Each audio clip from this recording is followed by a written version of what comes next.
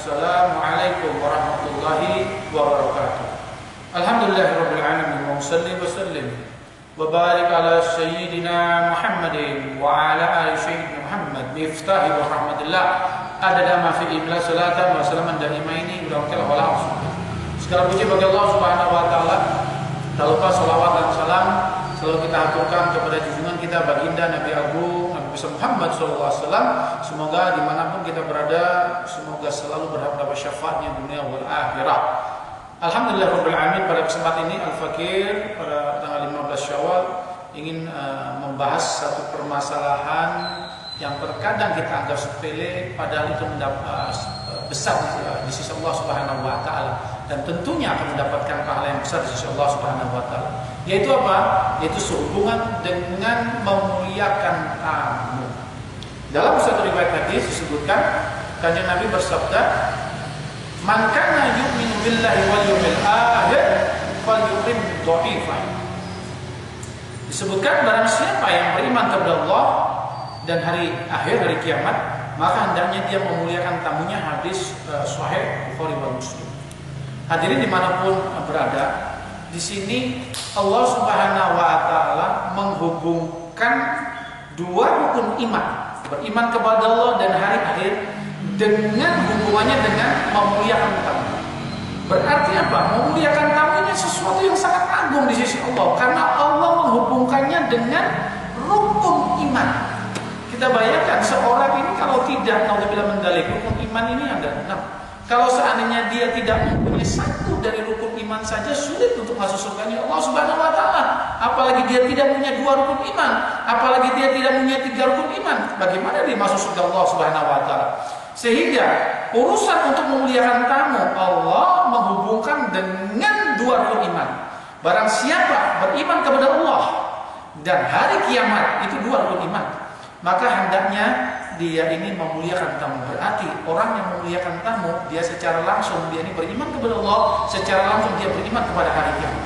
Bahkan di kitab Fawid Al-Muqtarah, Abu Zaid Ibrahim Smith menambahkan satu hal yang luar biasa. Di sini dituliskan seseorang ditanya tentang orang yang sedang menjamu tamunya, yaitu dia menjamu tamunya dengan apa? Jamuan yang biasa, yaitu cuma mentega atau samin, minyak samin. Padahal orang tersebut mempunyai makanan yang lebih istimewa. Dia mempunyai daging dan madu. Karena kita paham senikmat-nikmatnya makanan di dunia ini apa? Daging dan madu. Di rumahnya dia punya daging dan madu, tapi begitu ada tamu dia cuma mengasih minyak saja yang sederhana. Maka apa yang terjadi? Maka kalau orang tersebut melakukan hal tersebut, di rumahnya punya makanan istimewa, daging dan madu, dia menyediakan hanya samin mentega, maka dia disebut, yaitu orang tersebut tidak beriman kepada Allah dan tidak beriman kepada hari kiamat. Kenapa? Orang yang beriman kepada Allah dan hari kiamat memuliakan tamu. Sehingga pelajaran buat kita, kalau kita punya tamu, kita kalau ada makanan di rumah yang terbaik, minuman rumah yang terbaik, berikan yang terbaik. Itu menandakan kita beriman kepada Allah dan beriman kepada hari kiamat. Jangan sampai kita punya pendapat seperti ini untuk bilang mendalik. Ada makanan yang enak, ada makanan gak enak. Kita berpikir, ada tamu, kasih aja gak enak. Nanti apa? Kalau kita kasih ini kan paling gak ada yang makan. Kalau kita nggak kasih daripada dibuang, kita kasih tamu ini salah. Berikan yang terbaik. Nah, kalau orang bisa melakukan seperti ini, berarti beriman kepada Allah dan beriman kepada hari akhir. Kita melihat dalam riwayat yang lain disebutkan, di sini kanjeng Nabi bersabda, ya, di sini qala ulama, man akrama dhaifan wa huwa yakrifuhu faka'annama akraman nabi sallallahu alaihi wasallam. Di sini disebutkan barang siapa orang yang memuliakan tamu dan ia mengenal tamu tersebut. Kita paham tamu itu misalnya saudara kita, tamu ini tetangga kita, teman kita dan sebagainya. Berarti kita memuliakan tamu yang kita kenal. Maka seakan-akan ia memuliakan Nabi besar Muhammad sallallahu alaihi wasallam. Wa man akrama, siapa saja orang yang memuliakan dhaifan tamunya, la yukrifuhu faka'annama akramallahu azza wajal fi ulahu. Barang siapa yang memuliakan tamu sedang dia tidak kenal tamu tersebut, maka seakan-akan ia memuliakan Allah Subhanahu wa taala. Hadirin dimanapun berada, ini suatu perkara yang besar. Kalau kita memuliakan tamu yang kita paham, orang tersebut kita kenal, siapa saudara kita atau tetangga teman kita jauh, datang kita muliakan. Ini kita seperti memuliakan Nabi besar Muhammad SAW, itu pahala yang sangat besar. Tetapi kalau kita memuliakan tamu yang kita tidak kenal, misal ada musafir dan sebagainya, lagi lewat misalnya dia ada kesulitan dan sebagainya, kita masukkan ke rumah, kita jamu dan sebagainya sampai dia terpuaskan, berarti itu kita jamakan memuliakan tamu seperti kita memuliakan Allah Subhanahu wa Ta'ala. Padahal kita paham memuliakan Allah adalah satu perkara yang besar di sisi Allah Subhanahu wa Ta'ala, seperti pernah apa yang terjadi pada satu wali Allah, yaitu Bishr bin Haris Al-Hafi. Dikisahkan beliau Bishr bin Haris Al-Hafi, beliau sebelum bertobat merupakan seorang pengembara yang mempunyai perangai yang buruk. Pada suatu hari dalam pengembaraan tersebut, ia ini menemukan secari kertas dengan tulisan basmalah, Bismillahirrahmanirrahim. Kertas tersebut tergeletak di tanah dan beliau melihat, yaitu diinjak-injak orang yang berlalu lalang di jalan tersebut. Dalam hatinya dia mengatakan dia tidak rela kalau ada asma Allah kok dihinakan. Orang tidak tahu menginjak-injak karena memang terjatuh di tanah tersebut. Beliau melihat loh, nama Allah kok diinjak-injak. Maka segera Bishr Al-Hafi tersebut, Bishr bin Haris Al-Hafi tersebut memungut kertas tersebut dan membersihkannya dan memasukkan kantong yang ada tulisan basmalah tersebut dalam kantongnya. Setelah itu dia mempunyai sisa uang yang dimilikinya. Lalu Bishr Al-Hafi lalu pergi ke toko parfum untuk membeli minyak wangi dan dia ini mewangikan tulisan yang ada basmalahnya tersebut dengan minyak wangi tersebut, ditaruh di tempat yang terhormat. Lalu apa yang terjadi? Setelah mengharumkan kertas tersebut, Bishr Al-Hafi meletakkannya di tempat yang mulia.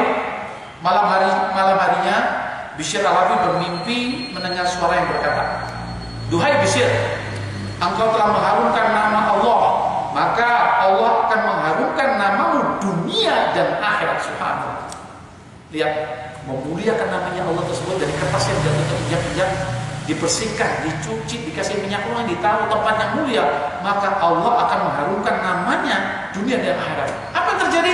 Keesokan harinya Bishr Al-Hafi langsung bertobat, mendapat hidayah dari Allah dan mendapat taufik dari Allah, sehingga akhirnya dia menjadi salah seorang wali Allah yang keharuman namanya tidak pernah pudar. Dan kita pernah melihat siapa itu Bishr Al-Hafi yang menjadi orang sufi wali Allah besar. Kenapa? Wasilahnya, penyebabnya gara-gara memuliakan nama Allah. Seperti itu. Nah, maka dari ini pelajaran buat kita. Terkadang kalau kita menerima undangan, manten, undangan apapun, terkadang yang pemberi undangan di kertas ada tulisan basmalah. Biasanya kita kurang teliti. Selesai undangan itu sudah tidak terpakai, kadang-kadang kita membuang ke dalam sampah. Padahal apa? Di situ kadang-kadang ada khot tulisan Arab basmalah. Tulisan kadang-kadang juga ada sholawat Nabi dan sebagainya. Kalau kita membuang sampah, kita paham sampah itu tempat apa? Orang membuat kotoran, membuang ini tercampur jadi satu. Berarti apa bahaya ini? Jangan anggap sepele. Berarti apa yang harus kita lakukan? Undangan yang kita dapat kebetulan ada khot bahasa Arabnya tersebut, dan asma Allah, ada nama Kanjeng Nabi. Mari kita muliakan, kita gunting, kita taruh tempat yang hormat, tempat yang khusus. Terlebih lagi kalau kita mau membeli minyak wangi, insya Allah yakin dengan niat yang benar, maka kita akan dimuliakan oleh Allah dunia wal akhirat. Nah, dalam kisah yang lain kita melihat memuliakan tamu kita paham, dan ini juga dipengerti oleh para Amirul Mukminin, para sahabat tabi'in dan sebagainya. Ada satu kisah, yaitu di sini disebutkan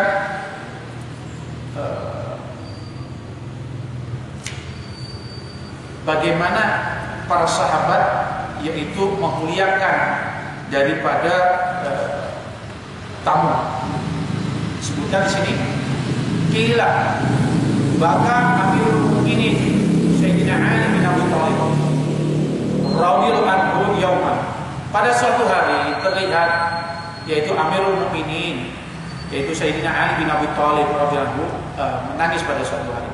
Fakila lahu, ditanya kepada dia, ma yukika, apa yang membuat kamu nangis ya Amirul Mukminin? Faqala, maka dijawab oleh Amirul Mukminin Sayyidina Ali bin Abi Thalib, lam yatini dhaifun munzu sab'ati ayyamin. Yang membuat saya nangis ini apa? Selama 7 hari saya ini tidak didatangi tamu. Coba lihat, selama 7 hari tidak memasukkan tamu membuat sedih Sayyidina Ali bin Abi Thalib. Wa akhafu ayyaqulullahu ta'ala qad ahanani. Saya takut dengan tidak didatangi tamu selama 7 hari tersebut. Saya takut kalau Allah ini menghinakan aku. Lihat, Sayyidina Ali yang mengerti Allah, beliau dekat dengan Allah, tahu takut kalau dihinakan oleh Allah. Karena apa sebabnya? Tamu tidak datang 7 hari. Harus kita ambil pelajaran ini. Kalau kita dapat tamu, mesti alhamdulillah, Allah memuliakan kita, kesempatan kita untuk kita ini memuliakan tamu, sehingga kita dihubungkan dengan orang yang beriman kepada Allah dan juga dihubungkan dengan orang yang beriman kepada hari akhir. Coba kita melihat, yaitu pelajaran-pelajaran seorang yang memuliakan tamu, di mana di sini disebutkan contoh-contoh orang yang memuliakan tamu, yaitu suatu hari Imam Syafi'i radhiyallahu. Imam Syafi'i ini mazhabnya yang paling banyak dipakai di Indonesia. Ini mampir bertamu kepada rumah Imam Malik radhiyallahu. Siapa Imam Malik? Imam Malik adalah gurunya Imam Syafi'i. Tetapi begitu Imam Syafi'i bertamu kepada rumah gurunya Imam Malik radhiyallahu, maka Imam Malik, yang terjadi apa? Imam Malik ini mau menjamu makan kepada muridnya Imam Syafi'i. Tapi apa yang dilakukan oleh Imam Malik gurunya, yaitu apa? Memuliakan gurunya, memuliakan muridnya Imam Syafi'i dengan menuangkan sendiri air untuk membasuh tangan muridnya Imam Syafi'i, dan berkata kepadanya, yang aku lakukan ini jangan membuatmu kagum, jangan membuatmu kamu kagum apa yang aku lakukan dengan apa yang kamu lihat dariku.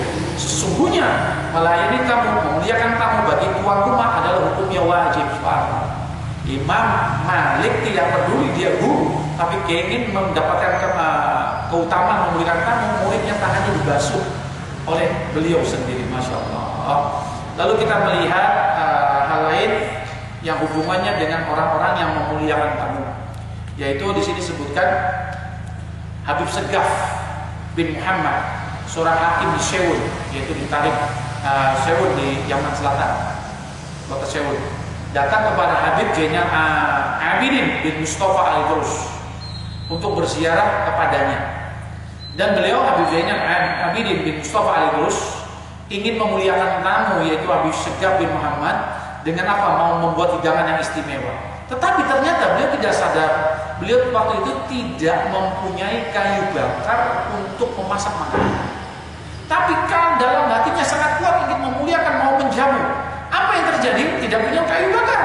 Tetapi beliau apa? Ingat, saya ini punya gudang kayu, tapi bukan kayu bakar untuk memasak makanan, tapi gudang kayu isinya kayu garu. Kayu garu adalah kayu yang memang dibakar untuk wangi-wangian, mewangikan majelis taklim, mewangikan yaitu majelis sholawat dan sebagainya sunnah. Karena wangi-wangian tersebut disenangi para malaikat, disenangi oleh Kanjeng Nabi. Tetapi kita paham, kayu garu ini bukan kayu sembarangan, kayu yang sangat mahal. Kalau kita beli 1 kilo mungkin jutaan, kualitas yang bagus bisa sampai 5 juta. Dan ini karena kepengen memuliakan tamu, tidak ada kayu untuk membakar karena itu apa? Musim hujan. Habib Zainal Abidin bin Mustafa Al-Idrus tidak peduli mengambil kayu garunya tersebut sebagai apa? Sebagai bahan, sebagai kayu bakar untuk memasak makanan demi memuliakan tamunya Habib Segaf bin Muhammad. Coba lihat, gak peduli harganya berapa, karena kepentingan apa? Memuliakan tamu. Karena beliau ini semua sadar kalau memuliakan tamu berapa? Berarti apa? Dia termasuk orang yang beriman kepada Allah dan hari akhir, dan juga seperti apa yang dikatakan tadi, orang memuliakan tamu tersebut seperti memuliakan Kanjeng Nabi dan juga memuliakan Allah Subhanahu wa Ta'ala. Coba kita melihat lagi ada satu contoh orang yang memuliakan tamu tersebut tidak mau kehilangan kesempatan memuliakan tamu, yaitu di sini disebutkan ya, para salaf adalah ulama-ulama yang terdahulu, yang warok, yang sangat hati-hati, yang hidupnya hanya karena untuk Allah Subhanahu wa Ta'ala dan Rasulnya. Jika datang kepada mereka seorang pengemis, meminta-minta, mereka akan memberikan apa yang ada pada mereka. Kalau dia punya kelebihan uang, diberikan uang atau makanan, ataupun kalau nggak punya apa-apa, diberikan baju yang ada di rumah dikasih. Dan jika mereka tidak memiliki apapun, tidak mau mengecewakan tamunya yaitu peminta, maka biasanya para salaf ini apa? Melihat bajunya daripada pengemis tersebut, kalau ada yang bolong, mari sini bajumu, aku ambil apa aku akan jahitkan. Supaya apa? Supaya dianggap sebagai memuliakan tamu. Atau para salaf yang lain disebutkan juga dalam babakan yang lain, yaitu kalau tidak punya apa-apa, uang tidak punya, makanan tidak punya, tapi tidak mau mengecewakan tamunya, peminta tersebut, akhirnya apa? Kayu di rumahnya tersebut, kayu genteng tersebut, kadang-kadang diambil untuk dibawa nih buat kamu, sebagai tanda apa? Tanda tresno didatangi tamu, tanda senang didatangi tamu. Maka dari itu, ini adalah pelajaran buat kita.